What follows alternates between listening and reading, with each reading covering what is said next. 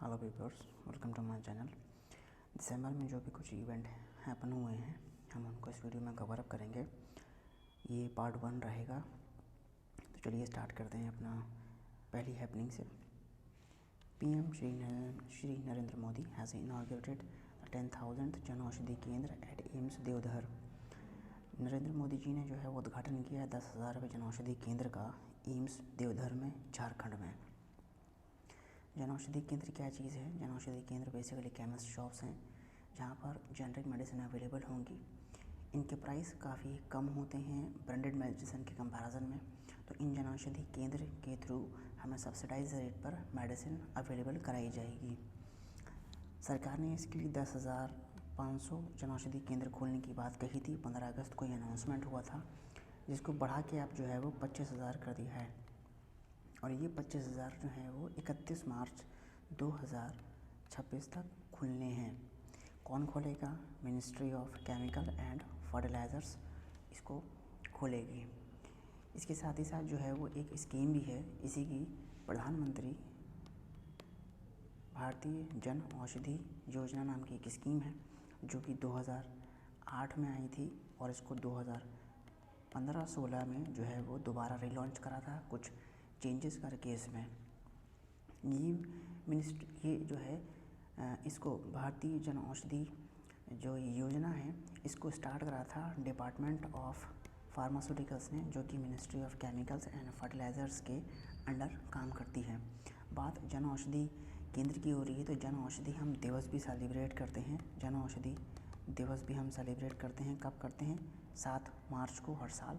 और 2019 में हमने इसको पहली बार सेलिब्रेट किया था। ये मैंने योजना बताई आपको, प्रधानमंत्री भारतीय जन औषधि योजना, इसकी इम्प्लीमेंटिंग एजेंसी है। इसकी इम्प्लीमेंटिंग एजेंसी है, कौन सी है? वो है आपके BPPI, यानी कि bureau of pharma PSUs of India. ये जो है 2008 में इसको एस्टेब्लिश करा गया था कुछ फंक्शनिंग देखने के लिए कि किस तरीके से जेनरिक मेडिसिन को रिलेटेड लेकर कैसे कोलैबोरेशन हो सकता है, कैसे कोऑर्डिनेशन हो सकता है, इन सब चीज़ों के लेके, जैसे कि कैसे सप्लाई होगा इसका और किस तरीके से इसकी मार्केटिंग करनी है। जहाँ जहाँ ये जन औषधि केंद्र पर जो जेनरिक मेडिसिन मिल रही हैं उनको प्रॉपर तरीके से मॉनिटर करना है। सब्सिडाइज रेट जो प्रेस्क्राइब करे गए हैं रेट, उसी के अकॉर्डिंग ही जो है ये सेल हो रही हैं दवाइयाँ कि नहीं हो रही हैं। ये सब देखने के लिए जो है वो इस ऑर्गेनाइजेशन को जो है वो सेटअप कराया गया था इसको, ठीक है। इसके अलावा 15 अगस्त को एक अनाउंसमेंट और हुआ था, वो भी हम देख लेते हैं। ये एक यहाँ पर एक जो है एक स्कीम लॉन्च करी गई थी, प्रधानमंत्री महिला किसान ड्रोन योजना नाम की एक स्कीम लॉन्च करी गई थी। इसमें सरकार जो है वो कुछ वुमेन सेल्फ हेल्प ग्रुप्स होंगी, करीब 15,000 वुमेन सेल्फ हेल्प ग्रुप्स हैं जिनको ड्रोन प्रोवाइड कराए जाएंगे ताकि वो अपनी एग्रीकल्चर एक्टिविटी को एनहेंस और बूस्ट कर सकें। इसके लिए सरकार ने जो है वो 1261 करोड़ रुपए खर्च करने की बात कही है। और ये स्कीम जो है वो 2024-2025 में स्टार्ट होगी, ठीक है। वर्ल्ड एड्स डे जो है वो ऑब्जर्व हुआ है 1 दिसंबर 2023 को, जिसकी थीम थी लेट कम्युनिटीज़ लीड। एड्स के अवेयरनेस को स्प्रेड करने के लिए हम इस दिन को सेलिब्रेट करते हैं और हर साल हम इस दिन को सेलिब्रेट करते हैं। 1988 में से पहली बार सेलिब्रेट करा गया था। कैसे फैलता है एड्स? एड्स जो होता है वो एक HIV वायरस होता है। HIV वायरस, उसके थ्रू ये डिजीज़ जो है वो स्प्रेड आउट करती है। कैसे? HIV यानी कि ह्यूमन इम्यूनो डिफिशियंसी वायरस होता है, जो हमारी बॉडी में एंटर जब करता है तो हमारी बॉडी के अंदर CD4 नाम के कुछ इम्यून सेल्स होते हैं जो कि वाइट ब्लड सेल्स होते हैं, तो उन पर ये अटैक कर देता है। अटैक करने के बाद जैसे ही भी अटैक करता है तो इससे हम बॉडी का जो इम्यून सिस्टम होता है ना वो वीक हो जाता है। और जब इम्यूनिटी आपकी वीक हो जाएगी, आपका इम्यून सिस्टम वीक हो जाएगा, तो कोई भी जो छोटी मोटी बीमारी है, नज़ला, जुकाम या किसी तरह का कोई कोल्ड आपको अगर लग जाता है तो उसमें आप उस बीमारी से रिकवर होने के आपके चांसेस बहुत लो हो जाते हैं, जिसकी वजह से आपकी डेथ भी हो सकती है। तो HIV वायरस हमारे इम्यून सिस्टम को बेसिकली वीक करता है, ठीक है। इस एड्स से ही जुड़ी हुई एड्स के से रिलेटेड जो एड्स से रिलेटेड जो है वो एक ग्लोबल सिंबल है जो कि रेड रिबन है। हम अक्सर देखते हैं उस सिंबल को। वो सिंबल कुछ इस प्रकार का होता है, ये एक रेड रिबन शेप का होता है। रेड रिबन एक पट्टी होती है लाल रंग की, जो अक्सर आप देखेंगे कभी अवेयरनेस को स्प्रेड आउट करने के लिए कभी प्लेयर्स अपने स्लीव्स पे या अपने चेस्ट पर जो है इस तरीके की रिबन जो है वो लगाते हैं, एक तरीके से अवेयरनेस स्प्रेड करने के लिए एड्स से रिलेटेड। इस एड्स को की अवेयरनेस को स्प्रेड करने के लिए एक ऑर्गेनाइजेशन है UN एड्स नाम से, जिसका हेडक्वार्टर जिनेवा में है। इसका मोटिव रहता है कि एड्स के बारे में अवेयरनेस स्प्रेड आउट किया जा सके ज़्यादा से ज़्यादा, ताकि लोग अवेयर रहें। नेक्स्ट है 5th global Ayurveda festival inaugurated at Trivandrum यानी कि Thiruvananthapuram by vice president Shri Jagdeep धनकर।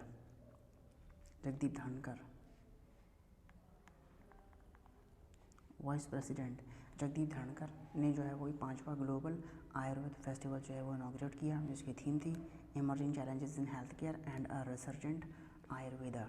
ठीक है, ये प्रोग्राम हमेशा जो होता है वो केरला में होता है। केरला में हमेशा सेलिब्रेट करा जाता है।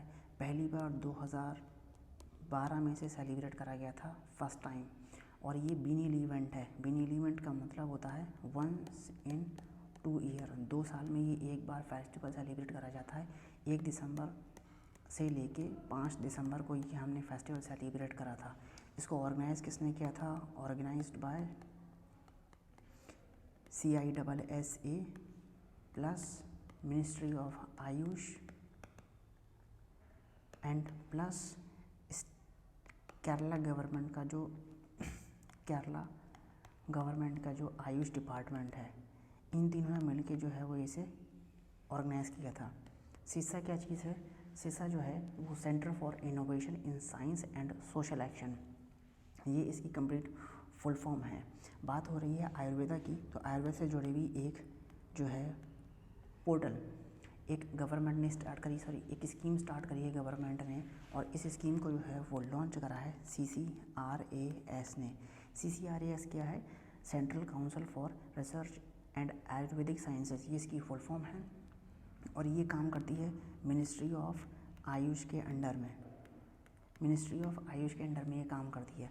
अग्नि की जो फुल फॉर्म है वो है आयुर्वेद ज्ञान नैपुण्य इनिशिएटिव। आयुर्वेद ज्ञान नैपुण्य इनिशिएटिव इसकी फुल फॉर्म है, और इसको लॉन्च करा था सरकार ने। नेक्स्ट करंट अफेयर है हमारा governor of Mizoram appointed squadron leader Manisha Padhi as India's first women 8 de camp from armed forces. Governor of Mizoram यानी कि हरिबाबू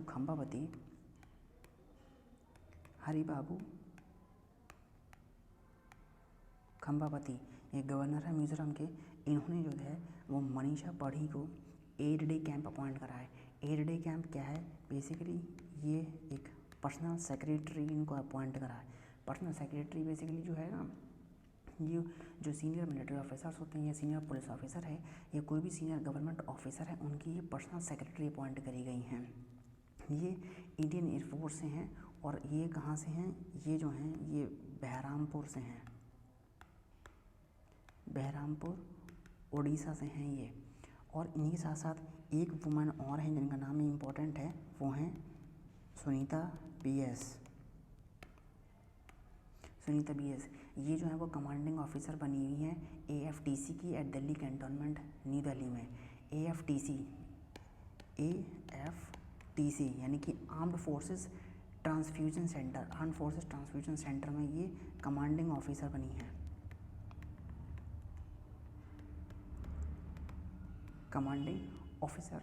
हैं। नेक्स्ट है हमारा AMD is constructing global designing center in Bengaluru by the name AMD Technostar। AMD का मतलब हो जाएगा यहाँ पर एडवांस्ड माइक्रो डिवाइसेस। ये जो है वो एक ग्लोबल डिज़ाइनिंग सेंटर जो है वो बेंगलुरु में एक सेटअप कर रहा है by the name of AMD टेक्नोस्टार।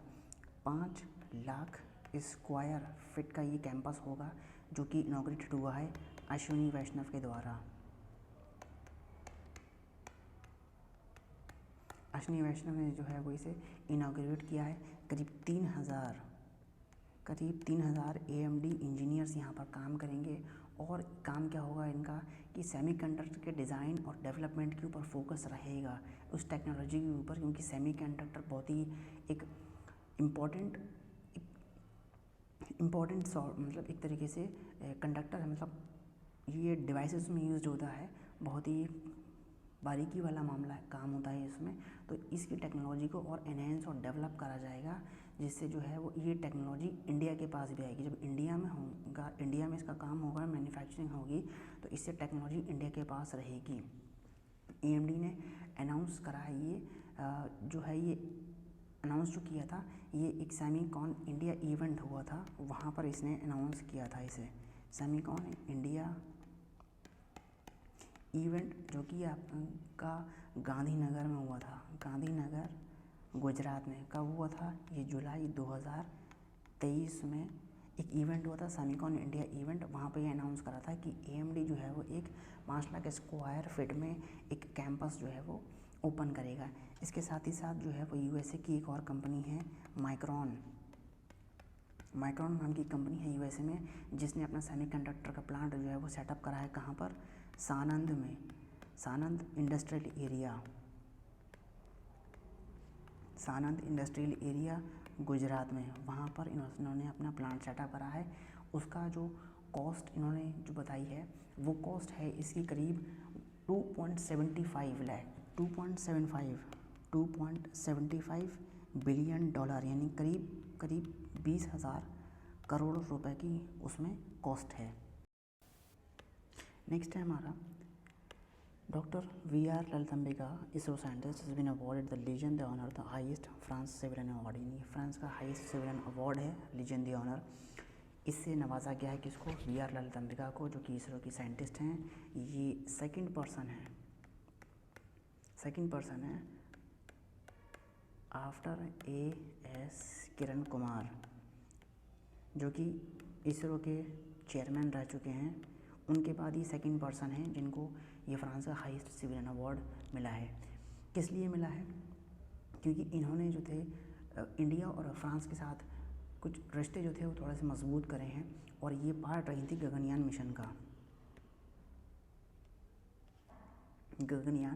Mission का ये पार्ट रही थी, जिसमें CNES ने, यानी जो कि ये स्पेस एजेंसी है आपकी फ्रांस की, जिसने साथ दिया था, कंट्रीब्यूशन दिया था अपना इस मिशन को लॉन्च करने में। तो इसी वजह से जो है इंडिया और फ्रांस के रिश्ते काफ़ी हद तक मजबूत हुए थे। साथ ही साथ जो है वो रशिया की जो स्पेस एजेंसी है, यानी रॉसकॉस्मोस, रशिया की जो स्पेस एजेंसी है, उसने भी इसमें कोलैबोरेट किया था गगनयान मिशन में।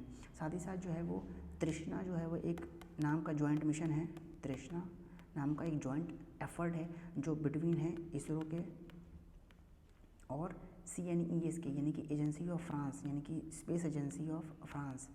इन दोनों का ये जॉइंट एफर्ट है तृष्णा नाम का। अच्छा, इसमें एक चीज़ ये जान लेते हैं कि ये जो अवार्ड है फ्रांस का जो हाईएस्ट सिविलियन अवार्ड है, लीजन द ऑनर, इसको स्टार्ट किसने किया था? इसको स्टार्ट किया था नेपोलियन बोनापार्ट ने इसे स्टार्ट किया था। और कब स्टार्ट किया था? 1802 में नेपोलियन बोनापार्ट ने जो है वो इसको जो है वो स्टार्ट किया। 2.0 has been launched by CGI DY Chandrachud.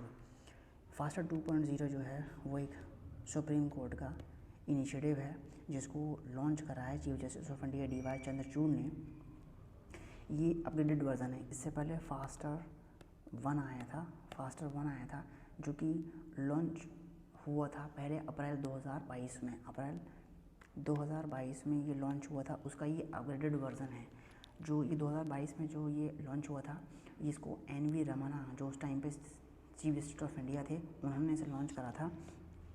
और अब ये चीफ जस्टिस DY चंद्रचूड़ ने इसे फास्टर 2.0 को लॉन्च किया। ये एक अपग्रेड वर्जन है, यानी कि इससे जो ट्रायल्स होंगे, जो ऑर्डर्स होंगे, वो फास्टली तरीके से कम्युनिकेट होंगे। बेसिकली कहा जाए तो ये एक प्लेटफॉर्म है या इनिशिएटिव है सुप्रीम कोर्ट का, और प्लेटफॉर्म है कम्युनिकेट करने के लिए ऑर्डर्स, कुछ सुप्रीम कोर्ट के जो ऑर्डर होंगे, जैसे कि कोई जजमेंट का ऑर्डर है या स्टे ऑर्डर का कोई है या कोई बेल ऑर्डर है या कोई इंटरिम ऑर्डर है, तो ये फास्टली आसानी से जो है वो कम्युनिकेट हो जाएंगे। वरना प्रोसेस काफ़ी स्लो होता था कि ऑर्डर रिलीज़ हो गया है और वो पहुंचने में उसे टाइम लग रहा है, जिसकी वजह से अगर किसी कैदी को बेल मिली है, तो सपोज़ मान के चलें कि किसी पर्सन को बेल मिली है और उसका ऑर्डर रिलीज़ हो गया है, तो उसको पहले पहुंचने में कम से कम टाइम लग जाता था। सपोज़ कर दें 1 हफ़्ता, तो वो 1 हफ़्ते की सज़ा और काट रहा है जेल के अंदर। तो इसलिए इससे जो है वो प्रोसेस थोड़ा सा फास्ट हो जाएगा कि तुरंत रियल टाइम में, एक तरीके से कहा जाए कि उधर से जजमेंट आएगा और सीधे जो है वो वहाँ पे उनको हाईलाइट हो जाएगा और वहाँ से वो ट्रायल जो है थोड़ा सा फास्ट हो जाएगा इस तरीके से।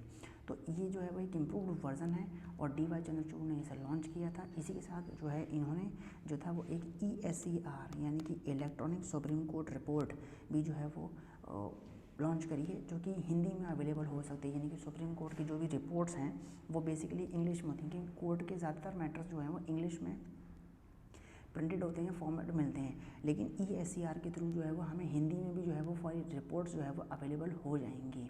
इससे पहले कुछ टाइम पहले जो है एक पोर्टल भी लॉन्च करा गया था जिसका नाम था सुस्वागतम पोर्टल। सुस्वागतम पोर्टल क्या है? इसके थ्रू जो है वो अगर आप सुप्रीम कोर्ट में विजिट करना चाहते हैं तो आपको यहाँ से एंट्री पास अवेलेबल हो जाएंगे। यहाँ पे आप इस वेबसाइट पे जाएंगे और यहाँ से आप अगर विजिट करना चाहते हैं सुप्रीम कोर्ट को, तो यहाँ से आप अपना एंट्री पास ले सकते हैं। बेसिकली फास्टर की कुछ फीचर्स हैं वो मैं आपको बता देता हूँ एक तरीके से। इसमें पहली चीज़ ये कि आप इसके थ्रू जो ऑर्डर्स हैं उनके लिए आपको एक डैशबोर्ड मिलेगा, वहाँ से आप अपना ऑर्डर ट्रैक कर सकते हैं। तो एक पहला फीचर हो जाएगा कि dashboard to the track orders. दूसरा है कि sharing orders with advocate through e filing platform. Advocates को भी आप अपने ऑर्डर शेयर कर सकते हैं E-फाइलिंग करके। उसी प्लेटफॉर्म पे आप जाके वहाँ पे आप E-फाइलिंग करेंगे और E-फाइलिंग करके जो है वो एडवोकेट्स को अपने ऑर्डर जो है वो शेयर भी कर सकते हैं। ऑर्डर कंप्लाइंस हो रहे हैं कि नहीं हो रहे हैं, ये भी आप देख सकेंगे कि ऑर्डर जैसे दिए गए हैं वो फुलफिल हो रहे हैं कि नहीं हो रहे हैं। जो रिसीट ऑर्डर जो मिल रहे हैं, ऑर्डर जो मिलेंगे उनको एक्नॉलेज भी आप कर सकते हैं कि ऑर्डर जो है देख लिया गया है कि नहीं देखा गया है, एक्नॉलेज हो गया कि नहीं हो गया। ठीक है, इसमें ब्लॉकचेन टेक्नोलॉजी का यूज़ होगा और इसको ऑथेंटिकेट करा जाएगा परिचय नाम से। ठीक है। नेक्स्ट है 7th edition of military literature festival has been inaugurated in Chandigarh, यानी कि जो कि कैपिटल है पंजाब की और हरियाणा की। 7वां मिलिट्री लिटरेचर फेस्टिवल जो है वो इनॉग्रेट हुआ है। इसकी थीम थी world and turmoil and learn lessons from the history. क्या चीज़ है? जो सैनिकों पर किताबें लिखी हुई होती हैं, जो मतलब जो हमारे सोल्जर्स हैं उनके ऊपर जो किताबें लिखी गई हैं उनको लेके ये फेस्टिवल सेलिब्रेट करा जाता है। और इसको इनॉग्रेट किसने किया था? पंजाब के जो CM हैं भगवंत मान ने इसे जो है वो इनॉग्रेट किया था। और इसको कंक्लूड किसने किया था? कंक्लूड किया है गवर्नर जो हैं पंजाब के। गवर्नर पंजाब के कौन हैं? बनवारी लाल पुरोहित ने जो है वो इसे क्लोज़ किया था, यानी कंक्लूजन सेरेमनी यहाँ पर इन्होंने करी थी। ये 7th एडिशन था। नेक्स्ट है हमारा ministry of housing and urban affairs has launch amplify 2.0 portal. Amplify ये फुल फॉर्म है assessment and monitoring platform for liveable inclusive and future ready urban India. ये बड़ी फुल फॉर्म है, इसको आप याद कर सकते हैं तो याद कर लीजिएगा, वैसे ज़रूरत नहीं है इसको याद करने की। क्या होगा इसमें जो होगा वो इंडिया के जो सिटीज़ हैं उनका डेटा जो है वो यहाँ पर अपलोड करा जाएगा, उसको एनालाइज करा जा सकेगा और उसको बेहतर बनाने के लिए कुछ डिसीजंस होंगे जो वो लिए जाएंगे। ये जो है वो एक हिस्सा है किसका? ये हिस्सा है अर्बन आउटकम्स फ्रेमवर्क का, ये हिस्सा है। ये 2022 में था और ये जो है हिस्सा है और इसको लॉन्च किसने किया था? NIUA ने इसे लॉन्च किया था, साथ में मिलके किसके? अर्नस्ट एंड यंग के द्वारा इन दोनों ने मिलके जो है वो इसे लॉन्च किया था। क्या है ये NIUA? ये है आपका national institute of urban affairs. National institute of urban affairs इन्होंने मिलके जो है वो इन्होंने मिलके अर्नस्ट एंड यंग के साथ मिलके जो है वो इसको अर्बन आउटकम फ्रेमवर्क को जो है वो स्टार्ट किया था, जो कि ministry of housing urban affairs के अंडर में आती है। इसके अकॉर्डिंग जो है इसमें 258 अर्बन लोकल बॉडीज़ का डेटा पहले से ही अपलोड है, और जो है वो करीब 4000 अर्बन लोकल बॉडीज़ जो हैं उनका डेटा यहाँ पर डालना है। इसमें बहुत सा डेटा डाला जाएगा। डेटा किस चीज़ से रिलेटेड होगा, जैसे कि आपका हो गया हाउसिंग से, हो गया एनर्जी से, हो गया एजुकेशन से, हो गया। इसके अलावा जो है यहाँ पर data safety, security, water sanitation, ऐसे बहुत से 14 सेक्टर्स हैं, करीब ऐसे 14 सेक्टर्स हैं। उन सब जो चीज़ों का डेटा जो है वो यहाँ पर अपलोड किया जाएगा। नेक्स्ट है Henry Kissinger died, who was a former American diplomat, इनको रिसीव हुआ था नोबेल प्राइज़ 1973 में। ये ऑब्जेक्टिव का क्वेश्चन है। हेनरी किसिंगर डाइड होगा, ये एक अमेरिकन डिप्लोमेट थे। इनको नोबेल पीस प्राइज़ मिला था 1973 में। नोबेल पीस प्राइज़ यानी कि शांति पुरस्कार मिला था 1973 में। क्या किया था इन्होंने जो था वो एक वॉर एंड कराई थी जो अमेरिका और वियतनाम के बिटवीन में हुई थी। अमेरिका और वियतनाम के बीच में जो वॉर हुई थी उसको इन्होंने एंड कराया था, जिसकी वजह से इनको जो है वो नोबेल पीस प्राइज़ दिया था 1973 में। और ये बॉर्न हुए थे जर्मनी में थे। जूश रिफ्यूजी से बिलोंग करते थे, जूश रिफ्यूजी थे बेसिकली ये। और ये जो थे वो NSA भी रहे थे, NSA रहे थे जब प्रेसिडेंट थे रिचर्ड निक्सन। जब रिचर्ड निक्सन प्रेसिडेंट थे तब ये NSA थे। और जो था ये बेसिकली क्वेश्चन जो आएगा फॉर्मर बन के आएगा, वो अमेरिकन डिप्लोमेट थे। ये क्या चीज़ थी इनका पोजीशन पूछ जाएगा, ये क्या थे, तो इससे क्वेश्चन आएगा। सिर्फ इतना ही इसमें इम्पोर्टेंट है। इसी के साथ अपने वीडियो ये एंड करते हैं। उम्मीद करता हूँ आपको ये वीडियो पसंद आएगा। इसी के साथ मैं इस वीडियो को अपने एंड करता हूँ।